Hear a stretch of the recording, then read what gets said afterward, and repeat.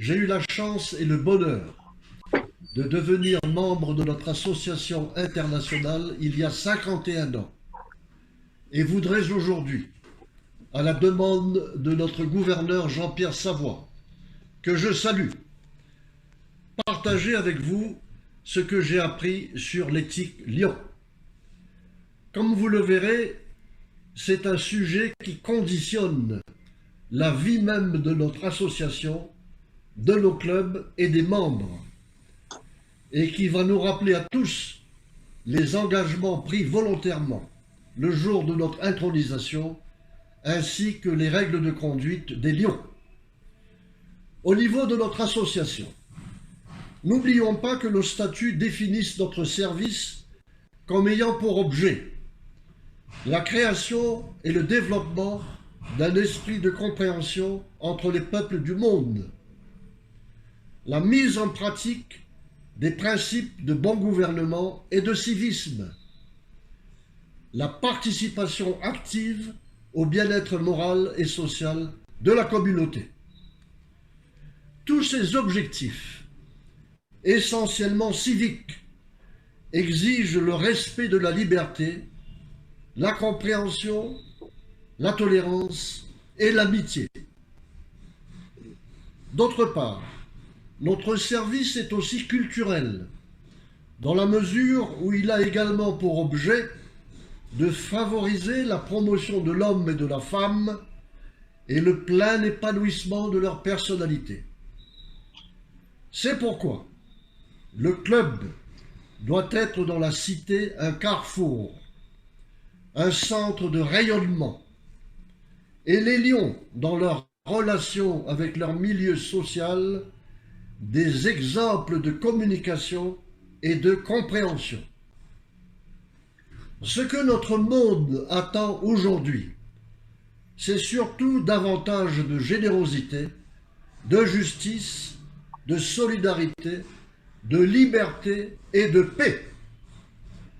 Le lionisme, tel que nous devons le concevoir et le pratiquer, est sans nul doute, avec ses 1 400 000 membres répartis sur les 5 continents, l'une des forces capables d'aider à la réalisation de ces objectifs. Au niveau des clubs, il est souhaitable que chaque personne, chaque projet et chaque déclaration émanant des clubs soit toujours inspirée par une volonté de parvenir à une qualité de tous les instants, de sorte que les communautés où nous vivons puissent dire « il ou elle est lion et c'est une personne de qualité ». Efforçons-nous donc de faire figurer l'idée de qualité dans tout ce que nos clubs réaliseront d'important pour notre association, à commencer bien sûr par nos effectifs et nos actions.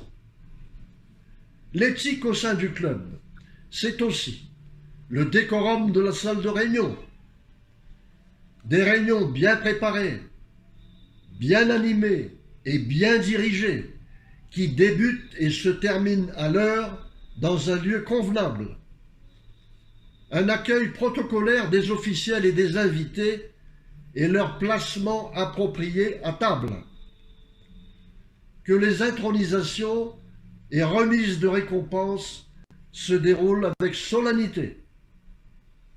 Veillez à la formation et l'intégration des nouveaux membres, l'envoi des rapports d'effectifs et d'activités et le paiement de nos cotisations dans les délais. Évitez que des clans ne se forment au sein du club pour qu'il n'y ait pas des clubs dans le club. Avoir le courage de se séparer des membres qui ne sont pas en règle ou qui donnent de mauvais exemples. Entretenir des rapports harmonieux avec les autorités, les médias et les autres clubs de service. Pensez à dire merci aux lions, lionnes et léos qui le méritent. Et enfin, se souvenir chaque année de nos membres disparus.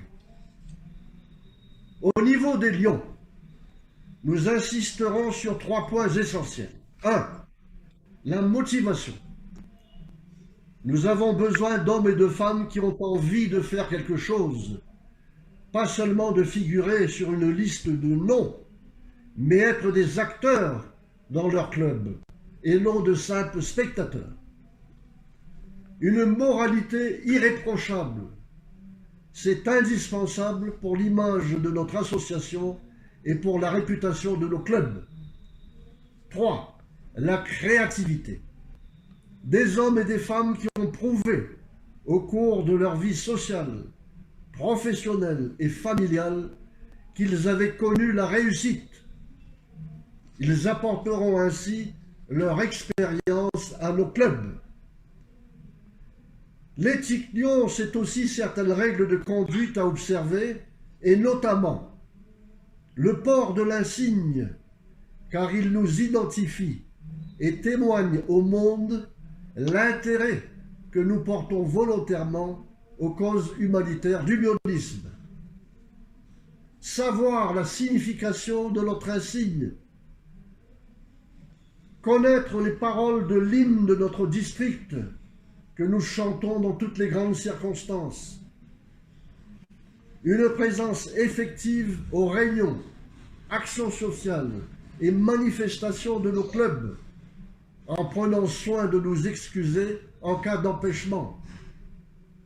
Idem pour les présentations de condoléances et enterrements, où ce sont trop souvent les mêmes qui font acte de présence. Une tenue vestimentaire toujours soignée et non négligée à nos réunions. Le paiement à temps de nos cotisations sans avoir à être relancé. Le respect de nos statuts, de nos règles, de notre constitution et de la hiérarchie en général, si nous voulons être respectés nous-mêmes. Nous rappeler qu'il n'est pas nécessaire pour réussir dans nos entreprises d'écraser les autres. Favoriser par le dialogue, la tolérance et rejeter tout désir de vengeance entre nous. Être prudent dans nos critiques et généreux dans nos louanges.